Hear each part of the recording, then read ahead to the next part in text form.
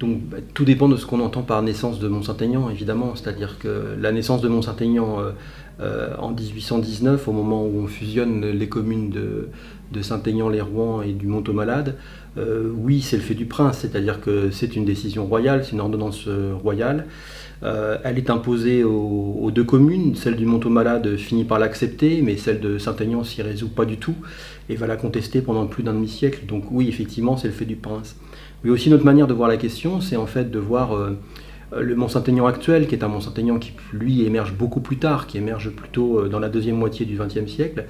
Est-ce que c'est le fait du prince? Là, la réponse serait beaucoup plus nuancée, parce que certes, il y a une intervention de l'État, du rectorat, du ministère qui impose la création d'un campus universitaire. Et les élus locaux n'ont pas leur mot à dire par rapport à cette création d'un campus. Et donc, pour autant, Mont-Saint-Aignan ne devient pas exactement une ville universitaire. C'est une ville qui parvient en fait à garder son caractère, ses caractéristiques de milieu périurbain assez tard dans le XXe siècle, en gardant un village, en gardant un urbanisme à taille humaine, si on veut, hein, avec un développement pavillonnaire qui est très ancien, qui a commencé au XIXe siècle et qui se prolonge en fait très largement après la création du campus et des grands ensembles. Donc la réponse serait plus nuancée pour ce qui concerne la partie urbaine de la question. Alors c'est toute la question en fait que pose le livre. C'est pas très facile. On dit généralement qu'une banlieue, c'est un endroit où il y a des usines. À Mont-Saint-Aignan, il y a très peu d'usines, il y a une briqueterie, mais pour l'essentiel, l'économie de Mont-Saint-Aignan, comme Olivier Feuertag le démontre dans le livre, est une économie qui est plutôt une économie rurale. Donc le terme de banlieue est un terme qu'on aurait du mal à appliquer à Mont-Saint-Aignan. Pour autant, Mont-Saint-Aignan, comme Conteleu, comme Bois-Guillaume, fait bien partie de l'agglomération rouennaise, et donc on pourrait appeler ça une banlieue. Une ville à part entière, c'est une commune à part entière, de toute évidence, qui réussit à résister à la demande d'annexion régulièrement répétée par Rouen depuis la fin du XIXe siècle. Donc une commune à part entière, maintenant une ville à part entière, non. Très clairement, Mont-Saint-Aignan vit dans le giron de Rouen depuis très longtemps. Bien avant la création de la commune, déjà, quand on avait créé ce Mont-aux-Malades, c'est-à-dire en fait une léproserie, on pouvait considérer que Mont-Saint-Aignan vivait dans la dépendance de Rouen, et toutes les activités agricoles sont liées évidemment à la proximité de Rouen.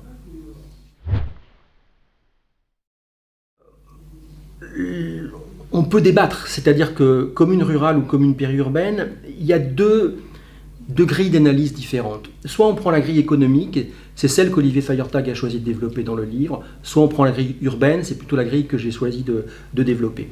Du point de vue économique, Olivier Feuertag démontre dans le livre que Mont-Saint-Aignan reste très longtemps une commune rurale, avec donc des activités rurales liées à l'élevage, liées au maraîchage, liées à la polyculture, avec aussi une atmosphère rurale très, très visible encore dans les années 60 au village, où on a cette impression de bourg. Sous l'angle de la morphologie urbaine, de la forme urbaine, je pense qu'on peut aussi soutenir que Mont-Saint-Aignan est très tôt une ville périurbaine. Et dans ce cas-là, il faut plutôt regarder du côté du quartier Pasteur, voir qu'en fait, avec le développement de la maternité, avec le développement d'un certain nombre de services autour de la mairie, qui reste symboliquement toujours ancré dans la rue Pasteur, là on a plutôt une commune périurbaine. Et c'est évidemment encore plus le cas si on considère le quartier Saint-André, qui se développe réellement à partir du début du XXe siècle et dans l'entre-deux-guerres, où là, en fait, la proximité à Rouen est évidente, au point que c'est presque miraculeux que ce quartier n'ait pas été intégré autoritairement par la préfecture à Rouen, vers laquelle il regarde objectivement par plein de raisons.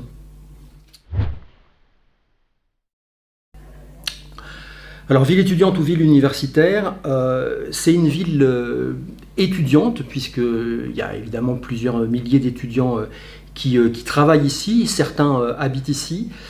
C'est une ville qui essaye de développer un certain nombre de choses pour les étudiants, autour de la maison de l'étudiant, autour hier de l'Ariel, qui a une programmation aussi dédiée et parfois en liaison avec certains départements de l'université, et il faut l'espérer autour de l'espace Marc Sangnier, qui en rouvrant pourra aussi cibler ce type de public. Ville universitaire, non. Non, une ville universitaire, c'est une ville qui naît vraiment autour de l'université. C'est par exemple Orléans-la-Source, c'est par exemple Toulouse-le-Mirail, mais pas Mont-Saint-Aignan. Mont-Saint-Aignan existait avant l'université, et une part de l'existence de Mont-Saint-Aignan continue après l'arrivée de l'université. Le quartier Saint-André, par exemple, n'a rien à voir avec l'université. Le quartier du village est resté intact de l'université. Et même la zone d'habitation la plus proche, celle du Bois-l'Archevêque, on peut considérer qu'elle fonctionne plutôt de manière autonome que vraiment rivée et collée à l'université. Alors, au XXe siècle, le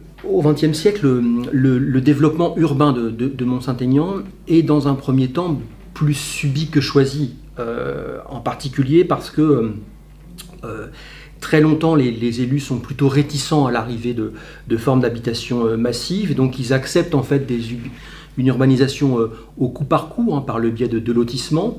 Et donc ils contrôlent sans contrôler, puisque finalement la législation permet largement aux propriétaires de faire ce qu'ils veulent, et la mairie ne s'occupe pas trop finalement de ces lotissements. À partir des années 50 et surtout des années 60, là pour le coup c'est différent, puisque l'État, en choisissant de créer un campus universitaire, va essayer d'accélérer le développement de Mont-Saint-Aignan, et considérer qu'à côté de la zone universitaire, il faut créer des logements étudiants.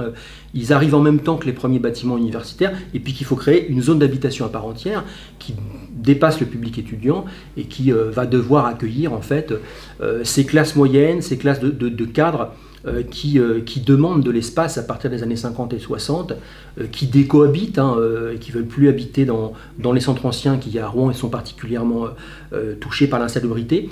Et donc là, ce développement, il est en grande partie subi. Il faudra attendre les années 70 pour que les élus locaux reprennent un petit peu en main le développement, et par le biais des équipements dont ils ont la charge, les écoles, les équipements sportifs, les équipements culturels, qui puissent développer leur propre politique et essayer d'avoir un petit peu la main sur l'aménagement.